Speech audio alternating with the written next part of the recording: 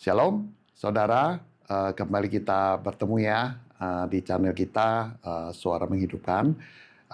Saudara, kita akan sharing mengenai iman dasar ya untuk orang Kristen. Harapan kita adalah supaya benar-benar kita memiliki iman yang sejati, yang utuh, yang dikehendaki oleh Allah. Ya, karena kita semua akan mengalami kematian tubuh ini ya.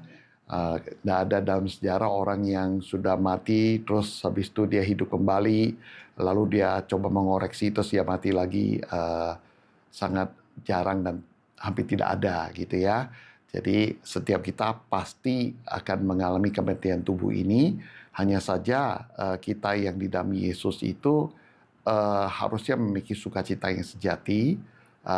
Waktu kita mengetahui keberadaan kita yang sebenarnya, ya. Nah, untuk itulah kita mau sharing. Mungkin ada beberapa session, tapi kita coba ambil yang paling penting supaya lewat acara ini atau lewat sharing di session ini, saudara bisa mendapat pemahaman. Ya, intinya kalau saudara sudah tahu, sudah menghidupinya, sudah menjalankan, puji Tuhan, berarti kita memiliki iman yang sama ya. Tetapi belum berarti kita bersyukur juga, artinya Tuhan mempertemukan saudara dengan kita ya, supaya kita benar-benar bisa memberikan firman yang saudara butuhkan, sehingga kelak waktu saudara meninggalkan tubuh ini, saudara benar-benar memiliki iman yang kokoh begitu ya. Ya, kenapa disebut iman dasar? Karena itu basic sekali, dasar sekali, saudara. Ya, semoga ini bisa benar-benar memberkati kehidupan saudara yang kekal ini. Ya, nah, saudara, yang di yang session pertama ini kita akan sharing sedikit mengapa kita harus memberikan wibawa gitu kepada Alkitab. Dengan kata lain, kita harus percaya sepenuhnya kepada apa yang tertulis di Alkitab ini, saudara. Ya, memang di Alkitab ini banyak tulisan-tulisan ya, yang memuat perkataan-perkataan gitu. Memang kalau kita lihat itu paling tidak ada 3 derajat perkataan lah, ya, di mana ada perkataan secara dasar itu yang bukan dasar ya, perkataan yang antara manusia gitu ya, atau perkataan-perkataan seperti iblis juga begitu ya.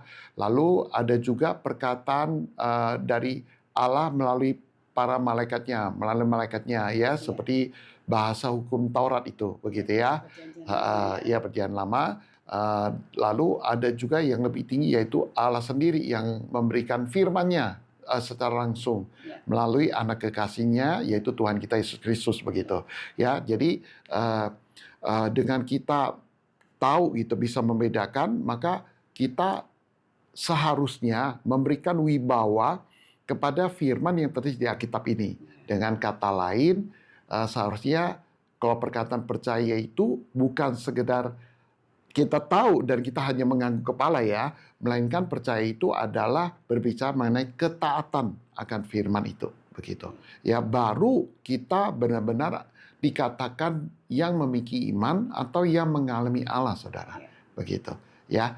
Jadi saudara, sebenarnya kalau dikatakan itu, kita kan tidak bisa masuk ke dalam kehidupan kekal yang penuh dengan kehidupan, dengan kebahagiaan itu memakai pikiran kita.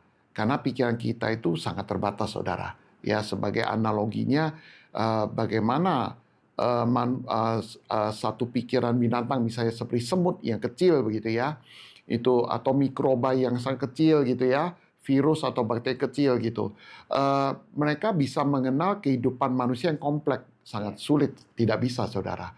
Ya, nah, dengan perumpamaan perbandingan seperti ini, bagaimana kita bisa mengenal Allah gitu? Ya, sedangkan Allah itu sifatnya rohania, ya, Allah itu roh, tapi keberadaannya benar-benar nyata dan eksis, saudara. Ya, jadi bagaimana kita bisa bertemu dengan Allah, atau bagaimana kita bisa mengerti kehendak Allah, atau bagaimana kita bisa masuk di dalam kehidupan kekal yang penuh kebahagiaan Allah itu gitu, dengan pikiran kita yang sangat terbatas, begitu. Betul ya, Bu Sri ya. Nah, sebagai contoh misalnya, kalau dikatakan kecepatan, saudara, kecepatan cahaya gitu, itu dikatakan 1 detik kecepatan cahaya itu katanya mencapai sampai berapa puluh ribu kilometer begitu ya. Dengan kata lain, kalau 1 detik begitu, eh, kecepatan cahaya itu bisa memutari bumi itu sampai berapa? 7 kali katanya dalam 1 detik begitu. Ya, lalu jarak dari bumi ke matahari itu bisa ditempuh dengan kecepatan cahaya itu sekitar 7 menit katanya saudara. Ya, bahkan kalau kita berbicara lebih luas lagi gitu, angkasa ini ya, angkasa ini katanya lebarnya itu sekarang karena sedang berkembang dengan cahaya ya. Nah, ahli pengetahuan itu juga mengatakan bahwa diameter dari luar angkasa itu katanya 22 miliar tahun cahaya gitu. Ya, ini betapa besarnya gitu. Bahkan sampai saat ini pun kita dengan teknologi manusia belum pernah bisa melihat ujung dari angkasa ini begitu. Betul. Ya. Sedangkan angkasa ini sebenarnya adalah seperti setitik debu gitu. Ya, di hadapan Allah begitu. Karena Alkitab mencatat bahwa Allah itu begitu besar begitu. Ya, coba kita lihat dulu Bu Sri ya, mungkin bisa buka di 2 Tawarik pasal 6 ayat 18. 2 Tawarik ya, 6 ayat 18 ya. Oke, saya bacakan ya. Tetapi benarkah Allah hendak diam bersama dengan manusia di atas bumi? Sesungguhnya langit, bahkan langit yang mengatasi segala langit pun tidaklah dapat memuat engkau. Terlebih lagi rumah yang kudirikan ini.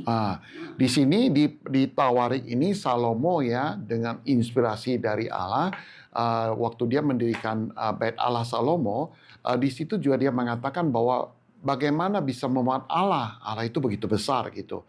Bahkan langit yang mengatasi langit pun tidak bisa memuat Allah gitu. Jadi Allah itu dikatakan sangat besar sekali saudara. Artinya bahkan kita berbicara jangankan bumi yang kita tinggal, angkasa yang begitu luas saja, itu di luar dari angkasa itu sorga, saudara, dunia rohani. Itu pun yang begitu besarnya aja tidak bisa memuat Allah.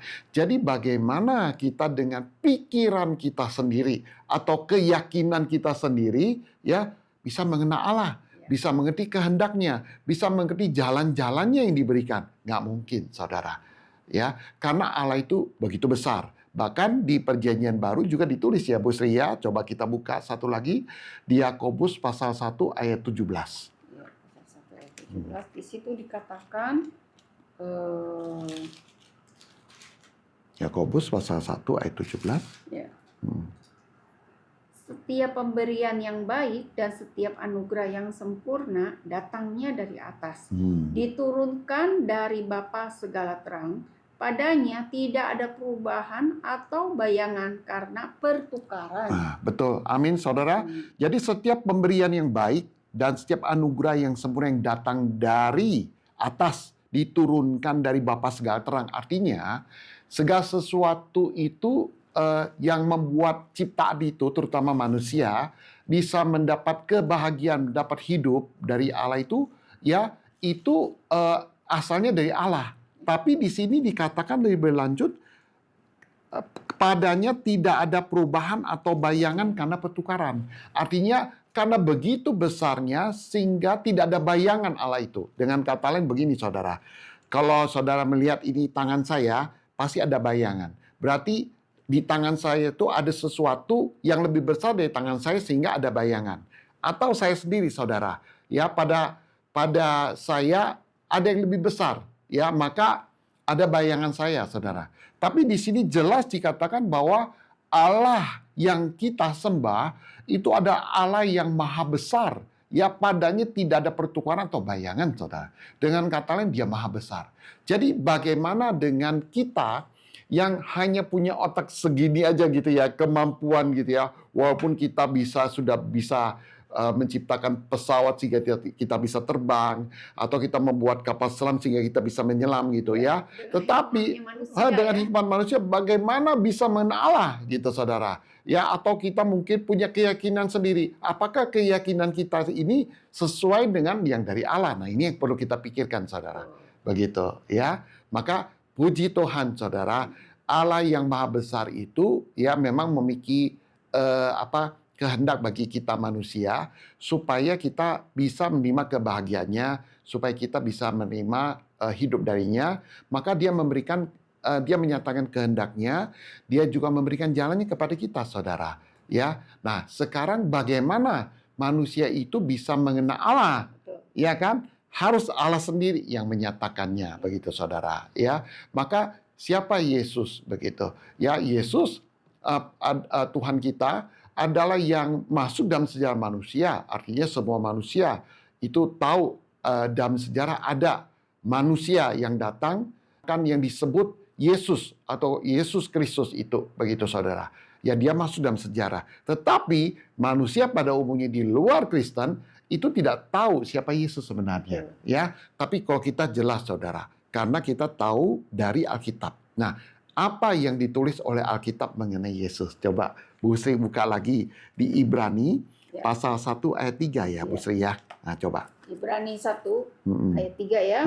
Ia adalah cahaya kemuliaan Allah dan gambar wujud Allah, dan menopang segala yang ada dengan firman-Nya yang penuh kekuasaan. Dan setelah ia selesai mengadakan penyucian dosa, ia duduk di sebelah kanan yang maha besar di tempat yang tinggi. Ya. Di tempat yang tinggi. Ya, saya ulangin ya. Jadi ia adalah cahaya kemuliaan Allah dan gambar wujud Allah. Begitu. Jadi artinya cahaya kemuliaan Allah itu maksudnya apa? Sebagai perumpamaan, saudara, kita tidak bisa melihat secara langsung matahari. Wow, buta mata kita, saudara. Ya, Alkitab juga mengatakan bahwa Allah itu adalah terang yang tak terhampiri. Ya, bahkan malaikat saja yang tinggal di sorga aja tidak bisa melihat kemuliaan Allah. Ya, Alkitab mencatat sampai dia harus menutup matanya gitu. Karena tidak bisa melihat, tidak sanggup melihat kemuliaan Allah. Nah, jadi apalagi kita, saudara, kita tidak bisa melihat kemuliaan Allah secara langsung, tetapi kita bisa melihat melalui anaknya, karena anaknya itu adalah cahaya dari kemuliaan Allah. Jadi cahaya itu maksudnya gini, saudara. Kalau pagi hari ya kita bisa tahu matahari bersinar dari apa? Kita melihat cahayanya. Ya, kita lihat daunan hijau, pohon-pohonan hijau, ada burung, ya ada kehidupan. Karena kita bisa melihat itu ada matahari. Nah, kita tidak lihat mataharinya, tapi kita bisa tahu ada matahari dari cahayanya. Ya, jadi kalau mau melihat kemuliaan Allah melalui Yesus, karena Yesus adalah cahaya kemuliaan Allah. Lalu lebih lanjut dikatakan dialah gambar dari wujud Allah itu. Ya, dengan kata wujud Allah yang besar tadi, yang nggak pernah manusia bisa lihat, tetapi manusia bisa ngerti kehendak Allah yang maha besar itu, yang bisa mengerti apa yang dikatakan oleh Allah itu, bisa mengerti jalan yang diberikan oleh Allah itu melalui anaknya, yaitu Yesus, saudara. Ya, nah jadi kenapa kita harus memberi wibawa kepada firman di Alkitab? Karena ya firman yang disampaikan oleh anak itulah ya adalah yang menjadi kehendak, ketetapan, hukum, ya, wibawa, hidup, jalan bagi manusia, saudara. Jadi kita tidak bisa lagi memakai pikiran kita sendiri, ya, atau kepercayaan kita sendiri, yang mana itu asalnya dari budaya manusia. Melainkan kita harus mendengar apa yang menjadi perkataan Allah secara langsung dari anaknya. Begitu. Coba di pasal yang sama, Bu Sri, kita coba baca lagi di pasal 1 tadi ya. Sekarang di ayat 1 dan 2-nya. Nah, coba Bu Sri. Setelah pada zaman dahulu Allah berulang kali dan dalam pelbagai cara berbicara kepada nenek moyang kita dengan perantaraan nabi-nabi, maka pada zaman akhir ini ia telah berbicara kepada kita dengan perantaraan anaknya yang telah ia tetapkan sebagai yang berhak menerima segala yang ada. Oleh dia Allah telah menjadikan alam semesta. Amin, saudara. Amin. Ya, jelas ya di sini ya. Jadi Allah yang maha besar itu memang berulang kali menyampaikan kehendaknya. Pertama lewat perjanjian lama melalui para nabinya, ya.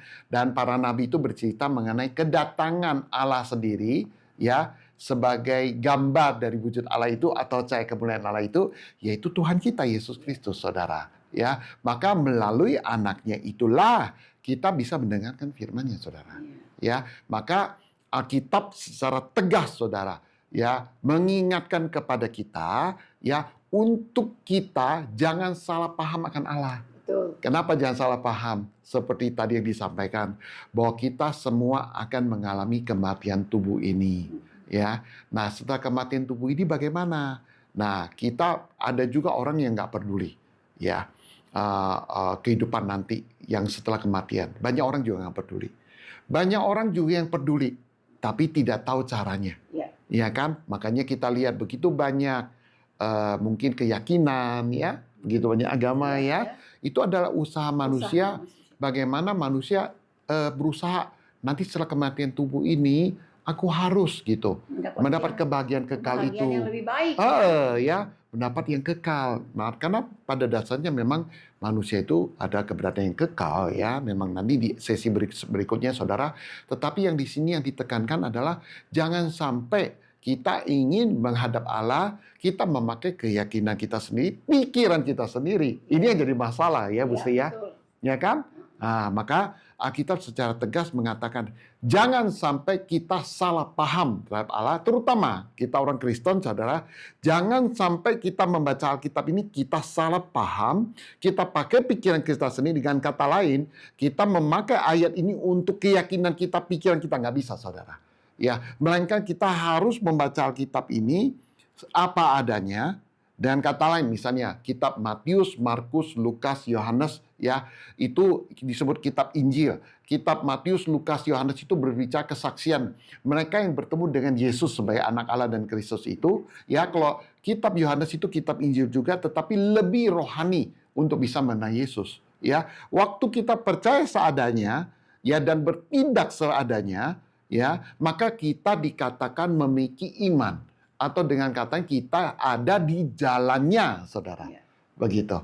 Ya, apabila tidak, bahaya, saudara. Ya, sebagai contoh lah, kita waktu mau mengurus KTP atau mau mengurus paspor, ya, Bu Sri, ya, Bapak Ibu, ya, kita tahu, ya, mengurus paspor, ya, betapa kita harus lengkapi sebuah persyaratan yang ada. Betul. Ya, sesuai dengan aturan yang sudah ditetapkan. Betul. Baru kita bisa mendapat paspor atau baru bisa mendapat KTP, ya, kartu tanda penduduk, bahwa benar pemerintah mengakui kita itu adalah warga negaranya karena kita sudah melengkapi semua persyaratan yang dibutuhkan. Sama seperti itu, saudara. Bagaimana kita bisa masuk ke kerajaan sorga? Ya, kalau kita tidak tahu peraturan dari Allah, kehendak dari Allah, jalan yang Allah berikan. Ya, maka di kitab Matius pasal 6 ayat 33 di situ dikatakan, karena itu carilah dahulu kerajaan sorga dan kebenarannya, gitu, ya, maka semuanya ditambahkan, ya. Jadi saudara, Alkitab tegas mengatakan kita jangan pakai pikiran sendiri. Coba untuk mendukung pernyataan ini, Busi bisa buka mungkin di 2 Petrus pasal 1, ya, ayat 20 sampai 21. Coba, Busi. Yang terutama harus kamu ketahui ialah bahwa nubuat-nubuat dalam kitab suci tidak boleh ditafsirkan menurut kehendak sendiri, sebab tidak pernah nubuat dihasilkan oleh kehendak manusia, tetapi oleh dorongan Roh Kudus orang-orang berbicara atas nama Allah. Ya. Jadi di sini pun Allah sudah menasihatkan kita, terutama orang Kristen, ya. Memang kita harus berusaha supaya orang lain juga menerima keselamatan. Betul. Ya. Tetapi sebelum, karena Alkitab juga mengatakan kalau satu orang diselamatkan, seisi keluarganya diselamatkan. Jadi artinya dari diri kita sendiri harus benar-benar mendapat iman yang sejati, harus benar-benar menerima keselamatan yang sesuai dengan kehendak Allah, baru kita bisa menyelamatkan orang lain, ya kan? Tapi kalau kita sendiri aja masih ragu, belum dapat iman, agak sulit kita mau menolong orang lain, saudara. Ya, sebagai contoh, seseorang yang tenggelam di kolam renang, ya, agak sulit kita mau menolong orang itu kalau kita sendiri nggak bisa berenang, Bu Sri. Iya, betul, ya? Dua-duanya, ya. Jadi paling tidak kita sendiri harus punya kemampuan untuk bisa berenang, menyelamatkan diri kita, baru kita menolong orang lain, saudara. Ya, jadi seperti itu. Jadi Alkitab mengatakan jangan sampai roh jiwa kita ditolak oleh Allah, dibuang oleh Allah karena kita tidak bisa hidup sesuai dengan pikirannya, kehendaknya, firman-Nya, saudara. Ya, maka di sesi ini kita mengharapkan supaya sebelum kita masuk ke sesi berikutnya, kita memiliki persepsi yang sama, ya kan, bahwa kita tidak bisa masuk ke dalam kekekalan itu, atau dengan kata yang kita masuk ke dalam kerajaan sorga atau hidup kekal itu dengan pikiran kita sendiri, keyakinan kita sendiri, atau bahkan dogma, saudara, yang dipotong-potong. Dengan kata lain, oh kita ada teori ini terus kita pakai firman. Nggak bisa, saudara. Nah, jadi kita harapkan yang di sesi ini adalah bagaimana kita memberi wibawa kepada firman Alkitab, karena kita tahu bahwa firman Alkitab itu adalah jalan bagi kita supaya kita bisa bertemu dengan Allah, mengerti kehendaknya, hidup sesuai jalannya, menerima apa yang menjadi kehendaknya itu hidupnya, menerima keselamatan yang daripadanya, sehingga akhirnya waktu kita meninggalkan tubuh kita, kita punya iman yang mantap, saudara. Ya, demikian kita bisa masuk ke dalam kerajaan sorga. Amin, saudara. Jadi kita akan lanjut ke sesi berikutnya, tetapi saya akan mengakhiri sesi ini dengan ayat yang lain ya, Bu Sri ya. Mungkin Bu Sri bisa tambahkan di Yohanes pasal 12 ayat, coba kita buka ya. Yohanes pasal 12. Ini ayatnya agak panjang, tapi pelan-pelan saja kita baca ya, Bu Sri ya. Ayat 44 sampai 50, Bu Sri. Oke. Saya baca ya. Tetapi Yesus berseru katanya, barang siapa percaya kepadaku, ia bukan percaya kepadaku, tetapi kepada Dia yang telah mengutus aku. Dan barang siapa melihat aku, ia melihat Dia yang telah mengutus aku. Aku telah datang ke dalam dunia sebagai terang, supaya setiap orang yang percaya kepadaku jangan tinggal di dalam kegelapan. Dan jikalau seorang mendengar perkataanku, tetapi tidak melakukannya, aku tidak menjadi hakimnya. Sebab aku datang bukan untuk menghakimi dunia, melainkan untuk menyelamatkannya. Barang siapa menolak aku dan tidak menerima perkataanku, ia sudah ada hakimnya, yaitu firman yang telah kukatakan. Itulah yang akan menjadi hakimnya pada akhir zaman. Sebab aku berkata-kata bukan dari diriku sendiri, tetapi Bapa yang mengutus aku. Dialah yang memerintahkan aku untuk mengatakan apa yang harus kukatakan dan aku sampaikan. Dan aku tahu bahwa perintahnya itu adalah hidup yang kekal. Jadi apa yang aku katakan, aku menyampaikannya sebagaimana yang difirmankan oleh Bapa kepadaku. Jadi di sini jelas, saudara. Ya, di Yohanes pasal 12 ini Yesus sendiri yang berfirman, ya, dia mengatakan bahwa barang siapa percaya pada Yesus, itu bukan percaya kepadanya saja, tapi percaya kepada Allah yang mengutus dia. Ya, tadi sudah dikatakan siapa Yesus? Dia adalah cahaya kemuliaan Allah, dan dia juga adalah gambar dari wujud Allah. Jadi artinya Allah yang maha besar itu, ya, kita bisa dengar kehendaknya melalui anaknya yaitu Yesus. Begitu ya. Lalu dikatakan, jika seorang mendengar perkataanku tapi tidak melakukannya, ya, dengan kata lain tadi sudah dikatakan, percaya itu identik dengan taat sebenarnya. Jadi bukan hanya sekedar aku percaya tapi tidak melakukan gitu.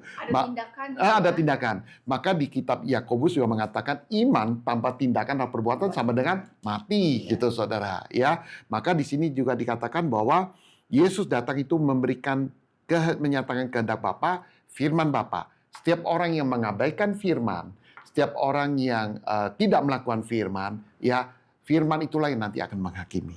Ya, kenapa? Karena Yesus datang bertujuan menyelamatkan manusia. Ya, maka kita harus percaya 100% perkataan Yesus itu.